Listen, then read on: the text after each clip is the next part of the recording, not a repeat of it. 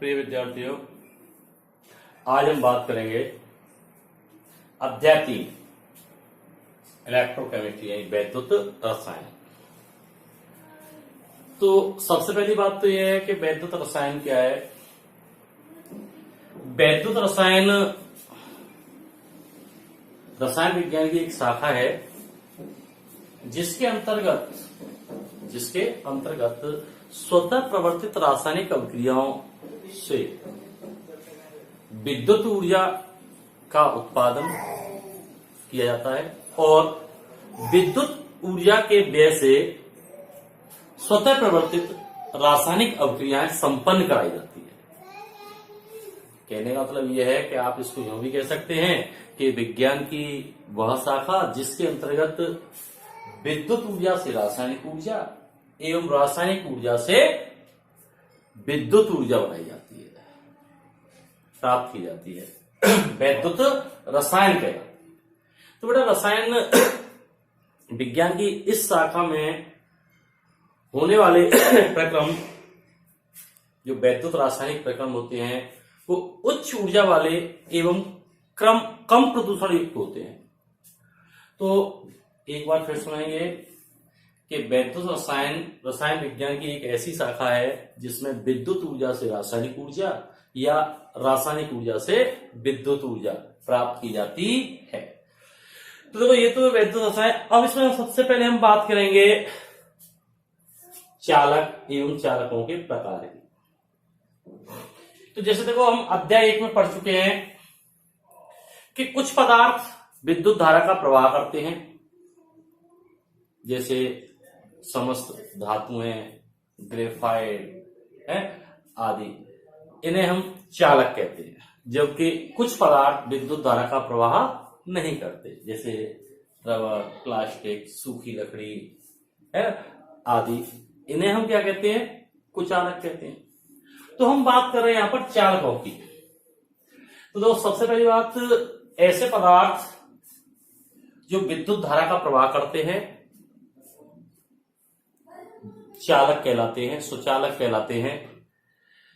इनकी चालकता का मान जैसे मैंने आपको बताया था 10⁴ से 10⁶ ओम इनवर्स मीटर इनवर्स होता है, ठीक है।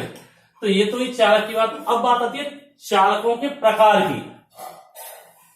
चालकों के प्रकार की, तो चालकों के प्रकार में हम बात करते हैं। चालकों को मैंने पहले अध्याय बताया मुख्यतः 2 भागों में बांटा गया है। नंबर 1 इलेक्ट्रॉनिक चालक,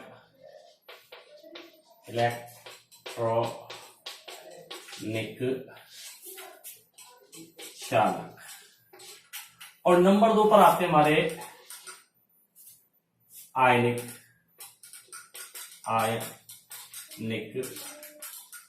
चालक, ठीक है ना। तो इलेक्ट्रॉनिक चालक को हम कहते हैं धात्विक चालक। क्या कह सकते हैं हम? धात्विक चालक। और आयनिक चालक को हम कहते हैं वैद्युत अपघटनीय चालक। तो देखो इसका दूसरा नाम क्या है? इनको हम क्या कह सकते हैं? धात्विक चालक। और इसका नाम क्या है? वैद्युत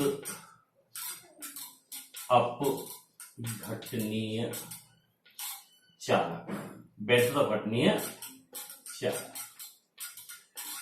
तो देखो इलेक्ट्रॉनिक चालक या धात्विक चालक वे चालक जिनमें आवेश का प्रवाह मुक्त इलेक्ट्रॉन के माध्यम से होता है, इलेक्ट्रॉनिक चालक कहलाते हैं। यानी धात्विक चालकों में या इलेक्ट्रॉनिक चालकों में आवेश का प्रवाह मुक्त इलेक्ट्रॉनों के कारण होता है। और इसके अंतर्गत समस्त धातुएं और ग्रेफाइट आदि आते हैं।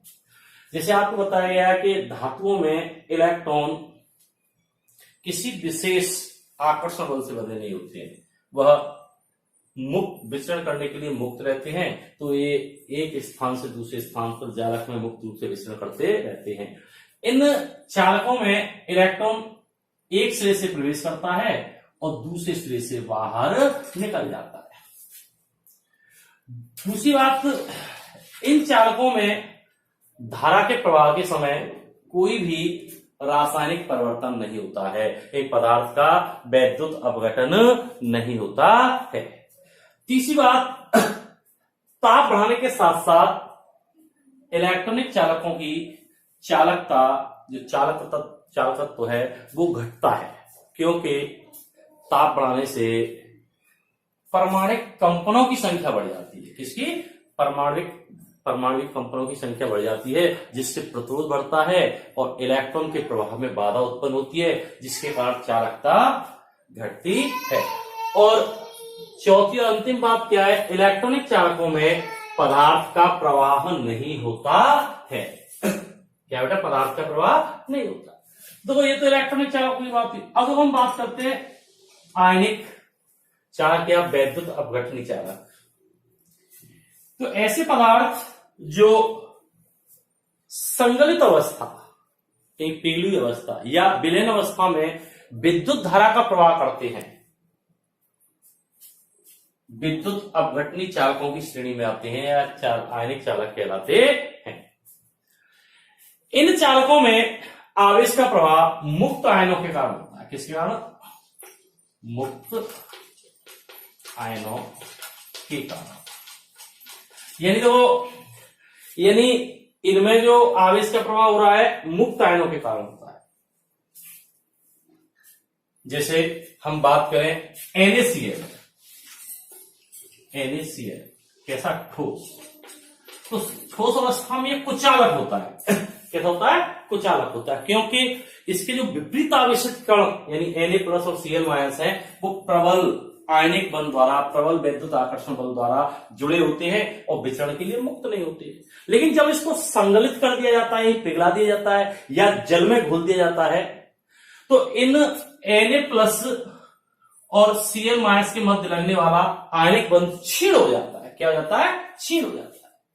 और Na+ और Cl- मुक्त हो जाती है। जिससे वो जलीय विलयन से भी बात करें तो इसको हम घोलने पर क्या हुआ? Na+ और Cl-। तो देखो ये आयन क्या हो जाते हैं? मुक्त हो जाती है। और ये मुक्त आयन विपरीत आवेशित इलेक्ट्रोडों की ओर गमन करती है। जैसे Na+ है तो कैथोड की ओर गति करेगा, या ऋणात्मक कैथोड की ओर, और Cl- है धनात्मक एनोड की तरफ गति करेगा, जिसके कारण धारा का प्रवाह होता है। तो इनमें धारा का प्रवाह मुक्त आयनों के कारण होता है। दूसरी बात, इनमें विद्युत धारा के प्रवाह के दौरान रासायनिक परिवर्तन होता है। क्या होता है? रासायनिक परिवर्तन होता है, अर्थात पदार्थ का वैद्युत अपघटन होता है। क्या होता है?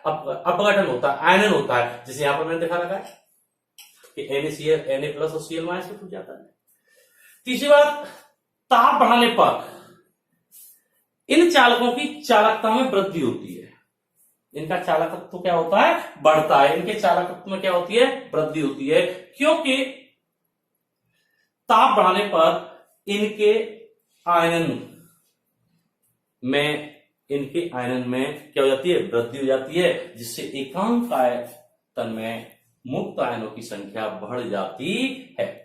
तो इस प्रकार इनकी चालकता बढ़ती है। दूसरी बात, इन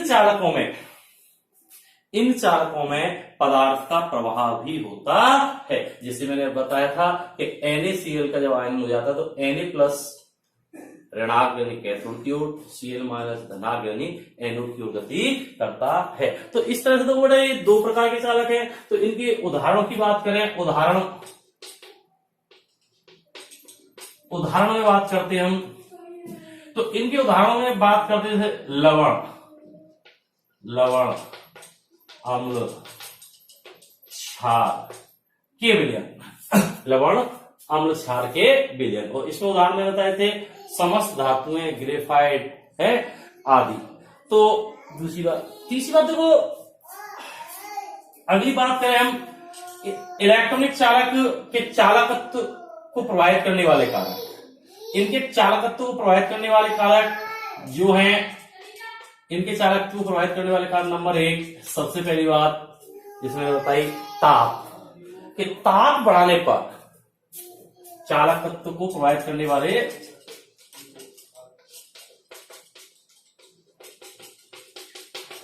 करने वाले ताप।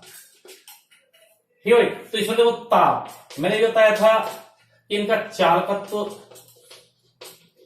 ताप के क्या होता है, व्युत्क्रमानुपाती है। एक ताप बढ़ाने पर इनके चालकत्व में क्या होती है, कमी आती है, क्योंकि परमाणुीय कंपन बढ़ जाने से प्रतिरोध बढ़ जाता है, जिससे इलेक्ट्रॉन के प्रवाह में बाधा उत्पन्न होती है।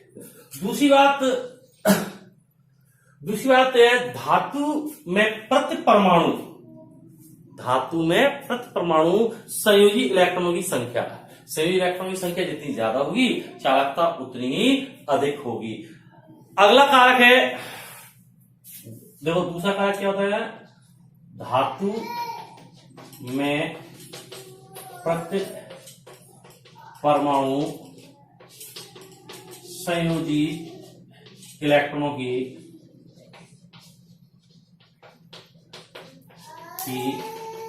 संख्या, है ना। तीसरी बात क्या है, धातु की प्रकृति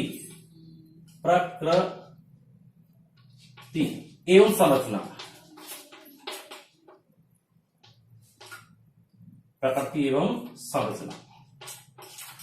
और चौथी बात जो है इसके कारक को प्रभावित करने वाली, धातु का घनत्व, धातु हल्की है या भारी है। तो देखो अभी तक जो हमने बात की एक बार फिर सुन लेंगे कि चालक दो प्रकार के हैं, इलेक्ट्रॉनिक चालक और आयनिक चालक। इनमें धारा का प्रवाह मुक्त इलेक्ट्रॉनों के कारण होता है, इनमें धारा का प्रवाह मुक्त आयनों के कारण होता है। इनमें धारा प्रवाहित करने पर रासायनिक परिवर्तन नहीं होते, जबकि आयनिक चालकों में धारा प्रवाहित करने पर रासायनिक परिवर्तन होते हैं।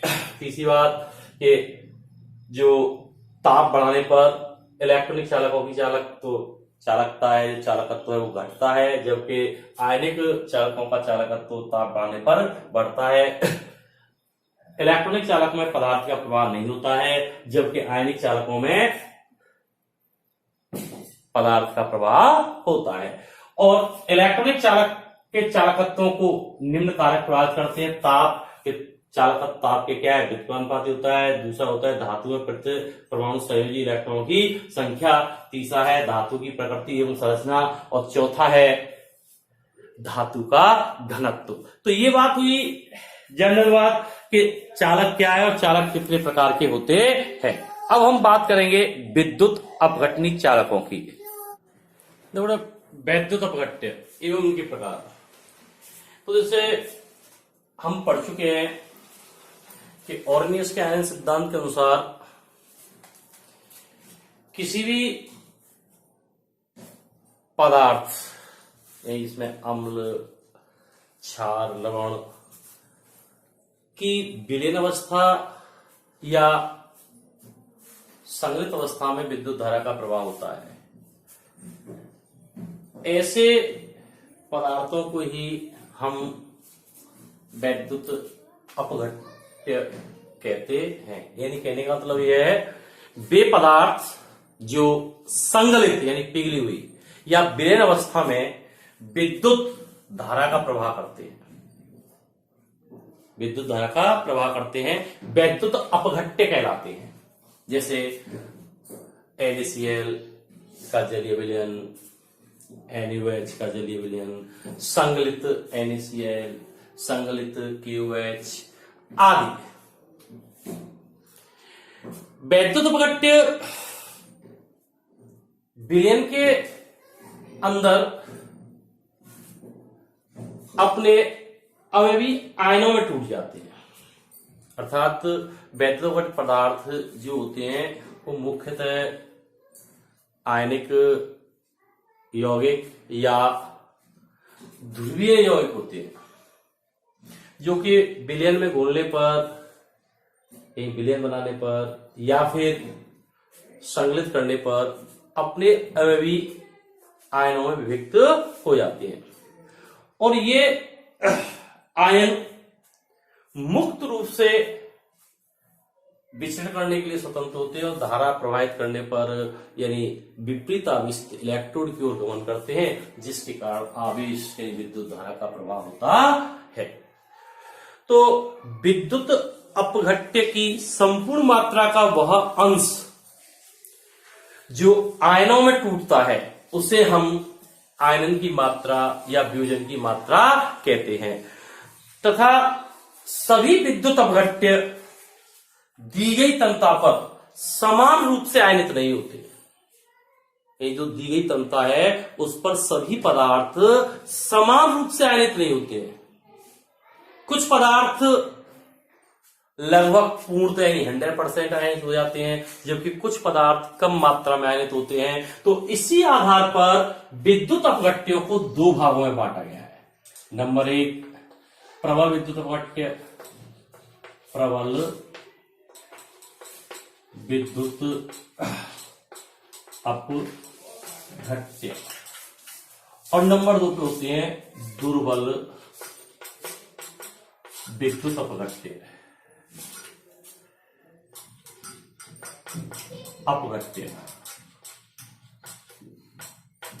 दुर्बल विद्युत अपघट्य। जब प्रबल विद्युत अपघट्य दी गई सांद्रता पर लगभग पूर्णतः आयनित होते, अर्थात यह माना जाता है कि ये दी गई सांद्रता पर 100% आयनित हो जाते तथा इनकी विद्युत चालकता का मान उच्च होता है और विलयन का तनुकरण करने पर इनके आयनन में बहुत कम वृद्धि होती है। इसके अंतर्गत जैसे प्रबल विद्युत अपघट्य में दुर्बल अम्ल व प्रबल क्षार से बने लवण, जिस लवण का जलीय विलयन जैसे CH3COO Na, जो ये एसिटिक अम्ल और NaOH का बने हुआ लवण है। इसी तरह प्रबल अम्ल और दुर्बल क्षार से बना लवण जैसे HCN, तो क्या हमारे पास दुर्बल अम्ल है, और प्रबल क्षार NaOH, तो इससे बनने वाला लवण जैसे हमारे पास क्या लिखते हैं NaCN। दूसरी मैंने बताया अभी कि प्रबल अम्ल और दुर्बल क्षार, प्रबल अम्ल जैसे प्रबल अम्ल ले लिया मैंने HCl और दुर्बल क्षार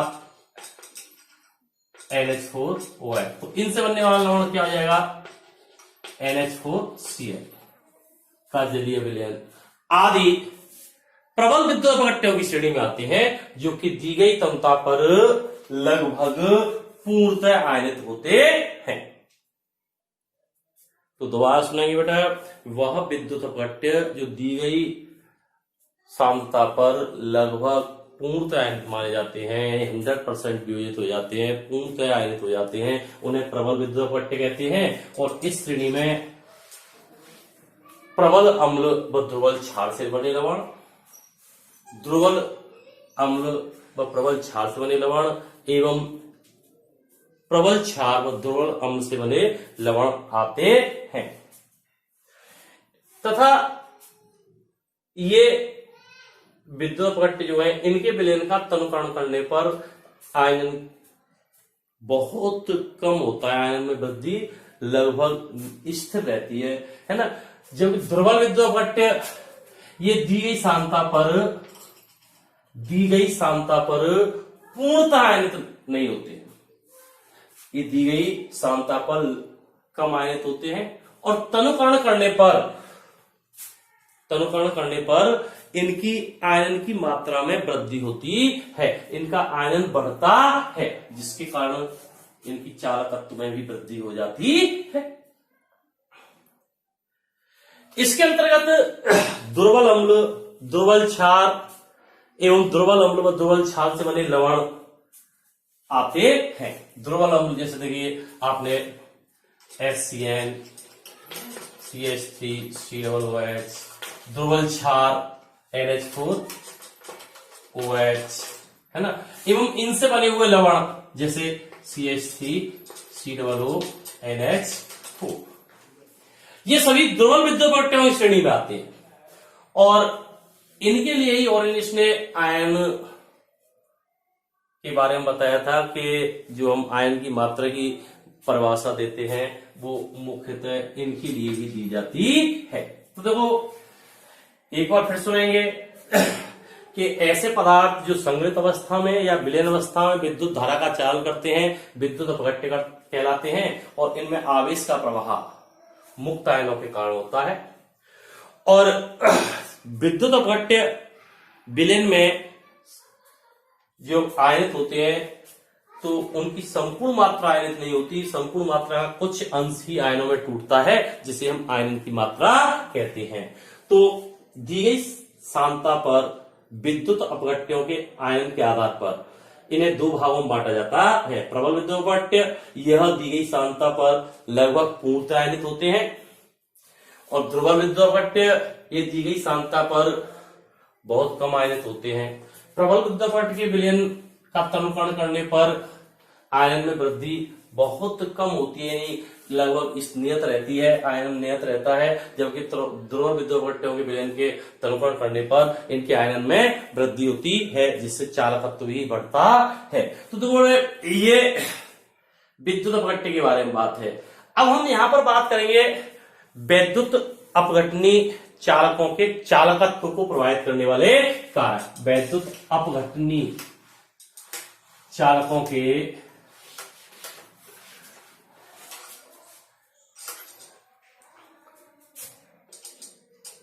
वैद्युत अपघटनीय यही आयनिक चालकों के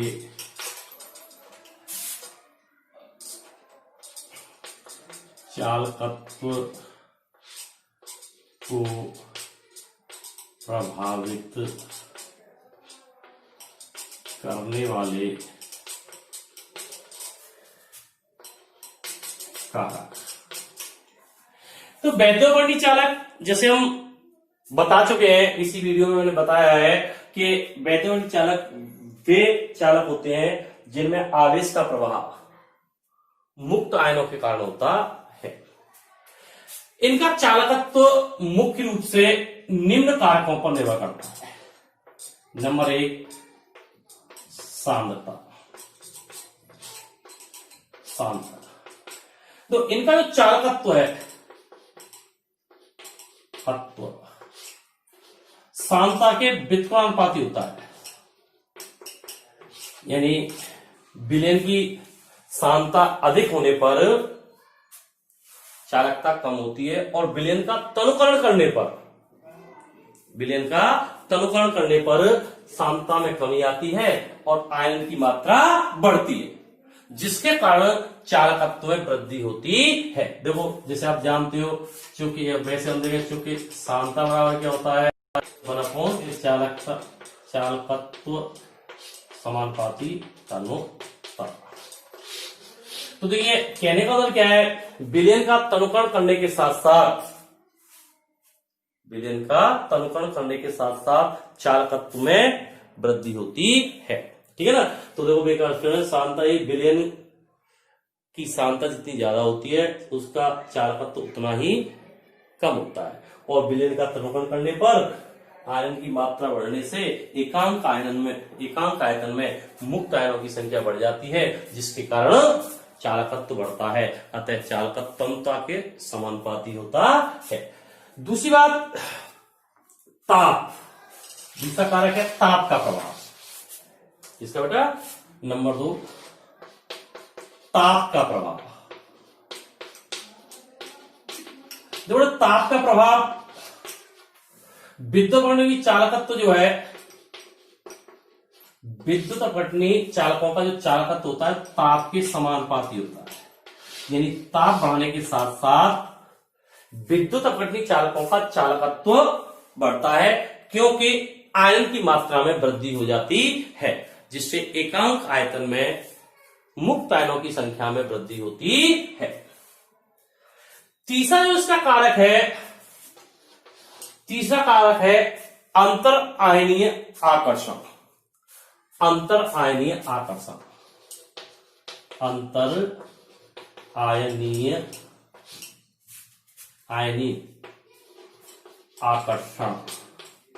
बल।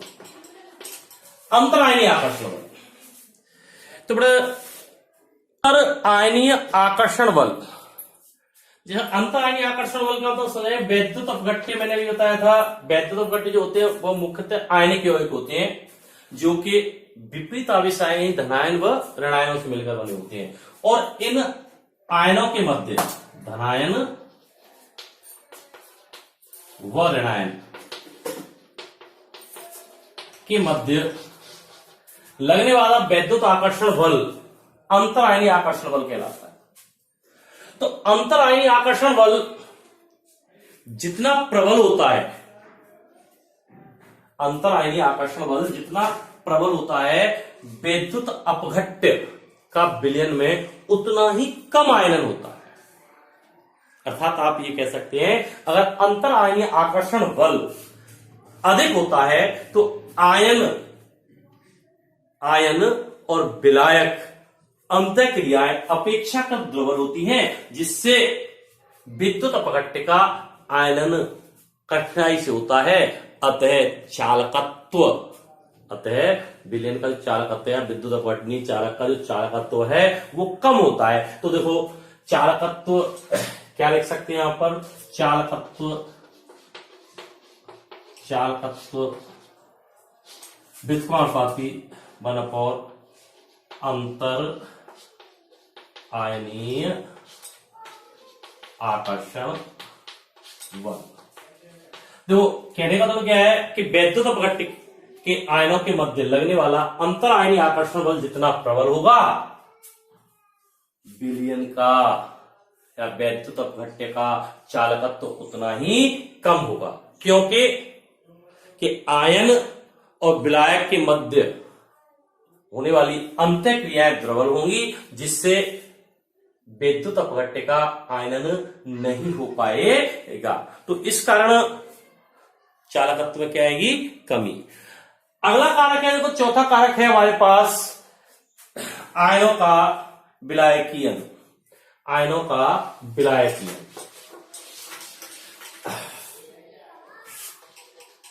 चौथा है आयनों का विलायकीयन।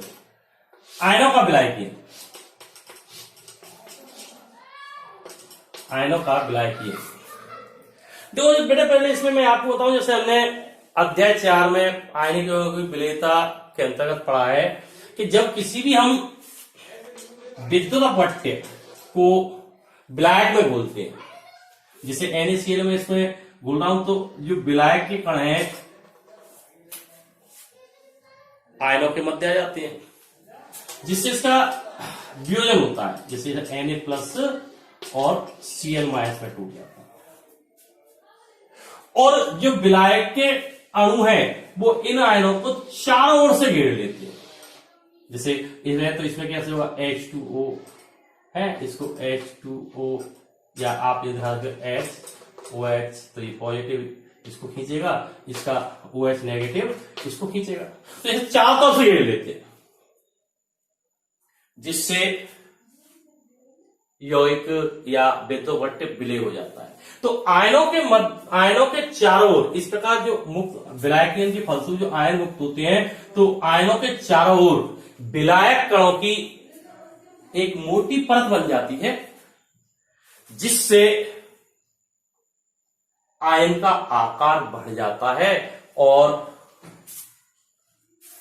विद्युत अपघट्य के चालकत्व में कमी आ जाती है। तो बेटा विलायकीयन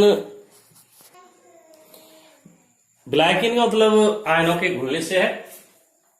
तो जैसे मैंने ऐसे बताया कि जब हम किसी भी द्वारा सुन लेंगे, जब हम किसी विद्युत अपघट्य को विलायक पर डालते हैं तो उसका आयनीकरण होता है, और उसके आयनीकरण के फलस्वरूप बने आयनों को विलायक अणु चारों ओर से घेर लेते हैं, जिससे उसका आकार बढ़ जाता है, और आकार बढ़ जाने से उसकी गति में कमी आ जाती है, जिसके कारण चालकत्व घटता है।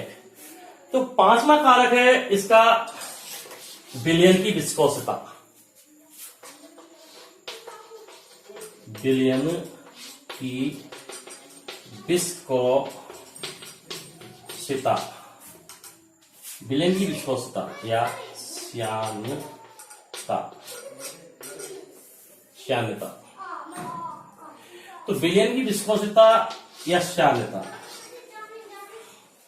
तो देखो मैंने आपको बताया श्यानता पदार्थ द्वारा अपने प्रवाह का विरोध करने का गुण होता है। विलयन की श्यानता जितनी ज्यादा होती है उसके विलयन का चालकत्व उतना ही कम होता है। यानी विलयन की विस्कोसिता का मान जितना ज्यादा होगा, अर्थात आप यूं भी कह सकते हैं कि विद्युत अपघट्य के आयनों के मध्य जितनी प्रबल अंतःक्रियाएं होती हैं, जितनी प्रबल क्या होगी अंतःक्रियाएं होती हैं, उसका चालकत्व उतना ही कम होता है। तो बेटा विस्कोसिता एक बार फिर सुन लेंगे। विस्कोसिता का मतलब है द्रव पदार्थ द्वारा अपने प्रवाह का विरोध करना, और विलयन का की श्यानता जितनी ज्यादा होगी, चालकत्व उतना ही कम होगा। ये चालकत्व विद्युतानुपाती श्यानता या विस्कोसिता। तो बेटा ये विद्युत अपघटनिक चालक के चालकत्व को प्रभावित करने वाले कारक हैं। अब हम आगे जो बात करेंगे सेल की बात करेंगे। किसकी भी? सेल क्या है?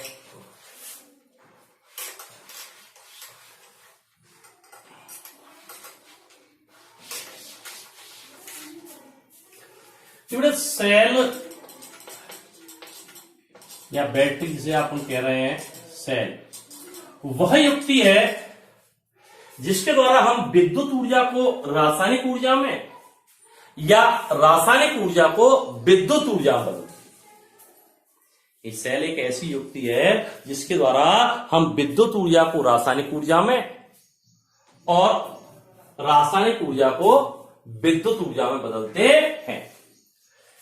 उदाहरण के रूप में जैसे आप देखते हो शुष्क सेल है, सीसा संचायक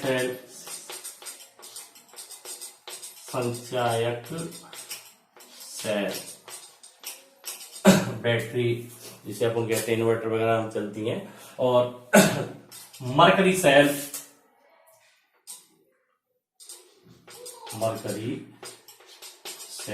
घड़ी वगैरह में आते हैं, कैमरा वगैरह में, है ना, छोटे सेल जो आते हैं गोल वाले, तो आदि।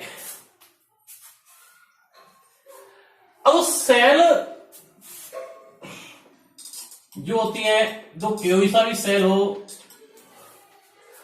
उसके अंतर्गत रेडॉक्स अवधियां संपन्न होती हैं, जिसके कारण विद्युत ऊर्जा रासायनिक ऊर्जा में संचित होती है या रासायनिक ऊर्जा विद्युत ऊर्जा में परिवर्तित होती है। यानी इनके अंदर कौन सी क्रिया होती है? रेडॉक्स अवधियां।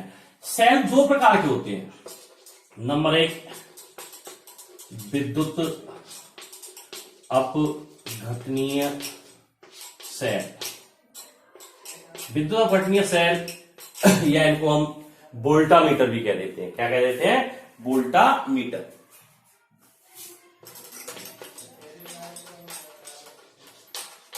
दूसरा होता है वैद्युत रासायनिक सेल। विद्युत रासायनिक सेल, जिनको हम गैल्वेनिक सेल भी कहते हैं। ये गैल्वेनिक सेल जो होते हैं, ये पुनः दो प्रकार के होते हैं। प्राथमिक सेल और द्वितीयक सेल। तो यहां पर हम जो बात करेंगे वो सबसे पहले विद्युत अपघटनी सेल की बात करेंगे। तो विद्युत अपघटनी सेल, वैद्युत अपघटनी सेल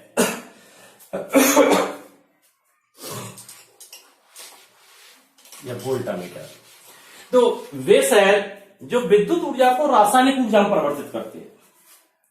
विद्युत अपघटनी सेल या वोल्टामीटर कहलाते हैं। ये क्या करते हैं बेटा, विद्युत अपघटनी सेल जो विद्युत ऊर्जा है उसको रासायनिक ऊर्जा में परिवर्तित करती हैं।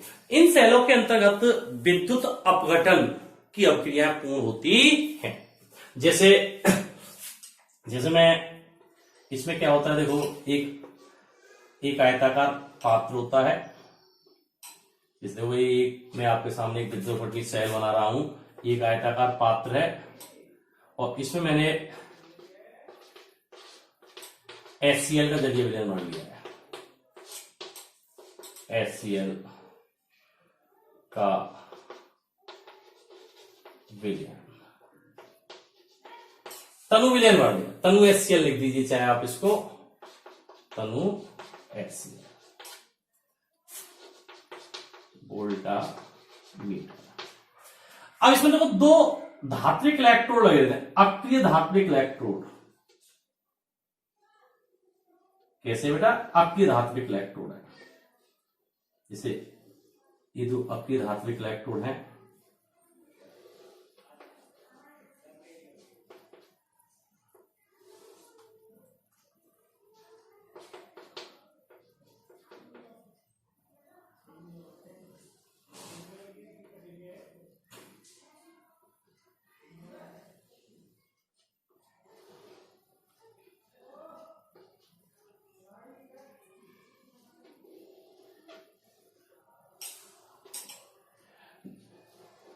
देखो मैं रफली टाइप में चित्र बना रहा हूं। यहां पर देखिए HCl विलयन है, इसमें जल के अंदर तो H प्लस और Cl माइनस आयन मौजूद होंगे, आयनीकरण होगा। यहां पर हमने एक बैटरी जोड़ दी है यानी इसका ये मान लीजिए ये धन सिरा है और ये क्या आपका ये ऋण सिरे से जुड़ा हुआ है। तो ये तो किसका कार्य करेगा, कैथोड, और ये किसका कार्य करेगा, ये एनोड। ये कैथोड और ये एनोड। अब देखिए बेटा यहां पर हमने क्या है, बैटरी दिखा रखी है, जिसे आप जानते हैं, जिसे मैं चलो पूरा ही कर देता हूं। देखो ये धन और ये फिर ऋण, फिर धन और ये फिर ऋण, ये क्या आपकी बैटरी।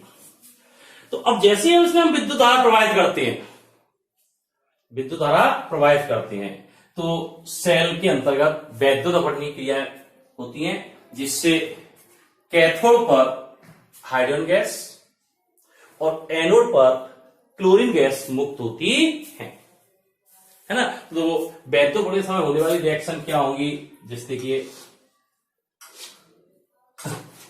यहां पर बता देता हूं, वैद्युत अपघटन समय जो रिएक्शन होंगी वो किस प्रकार होंगी। एनोड, एनोड क्या है आपका, देखो धनाग्र है, एनोड पे क्या होगा, Cl माइनस पहुंचेगा। जैसे ही हम विद्युत धारा प्रवाहित करेंगे तो Cl माइनस विपरीत आवेशित इलेक्ट्रॉन यानी एनोड पर पहुंचेगा और यहां पर पहुंचकर अपना इलेक्ट्रॉन त्याग कर क्या हो जाएगा, ऑक्सीजन, अपना इलेक्ट्रॉन त्याग दिया। अब वो क्लोरीन परमाणु, आपने पढ़ा है परमाणु कभी भी मुक्त अवस्था में नहीं रहता, तो ये तुरंत आपस में क्रिया करके क्या बना लेंगे, Cl प्लस Cl Cl2। तो देखो मैं इसको ये दिखा दूं, 2 Cl minus Cl2 plus 2 electron. तो ये कौन सी क्रिया हो गई, ऑक्सीकरण। कौन सी क्रिया हुई, ऑक्सीकरण। अब कैथोड पे क्या होता है, कैथोड यहां पर देखिए X प्लस आयन इस विपरीत आवेशित इलेक्ट्रॉन कैथोड में पहुंचेंगे और यहां से इलेक्ट्रॉन ग्रहण कर H में हाइड्रोजन में क्या हो जाएंगे, अपचेत हो जाएंगे। तो इस तरह देखो ये 2H प्लस, ये 2 इलेक्ट्रॉन ग्रहण करेंगे, क्या बन जाएगा, H2। यहां पर क्या हो गई आपको सेकंड, ठीक है। यहां पर हुई थी ऑक्सीकरण और यहां पर क्या हो गई, अपचयन। तो इस प्रकार जो विद्युत ऊर्जा थी वो इन रासायनिक पदार्थों के रूप में संचित हो गई। तो ये वैद्युत अपवर्तनीय सेल है। तो इससे तो एक बात और हमें ध्यान रखनी है कि सेल के अंदर वह इलेक्ट्रोड जिस पर ऑक्सीकरण क्रिया होती है, कौन सी क्रिया होती है? ऑक्सीकरण क्रिया होती है, वो एनोड होता है। और वह इलेक्ट्रोड जिस पर अपचयन क्रिया पूर्ण होती है वो क्या कहलाता है? कैथोड कहलाता है। तो इस प्रकार विद्युत अपवर्तनीय सेल में विद्युत धारा प्रवाहित कर पदार्थ का वैद्युत अपघटन कराया जाता है, जिससे विद्युत ऊर्जा का रासायनिक ऊर्जा में संचय हो जाता है। इन सेलों का उपयोग धातु कर्म में धातुओं के शोधन एवं विद्युत लेपन में किया जाता है। एक किसी धातु पर अन्य धातु की परत चढ़ाने में किया जाता है। देखिए मैडम, इसमें जैसे आप देख रहे हैं कि विलयन की जो विद्युत उदासीनता है वो सदैव बनी रहती है, क्योंकि जितने इलेक्ट्रॉन त्यागे जाते हैं, एक इलेक्ट्रोड पर जितने इलेक्ट्रॉन त्यागे जाते हैं, दूसरे इलेक्ट्रोड पर उतने इलेक्ट्रॉन ग्रहण किए जाते हैं। अर्थात इलेक्ट्रॉनों का विनिमय समान संख्या में होता है, जिस कारण विलयन की विद्युत उदासीनता बनी रहती है। आगे की बात कल करेंगे।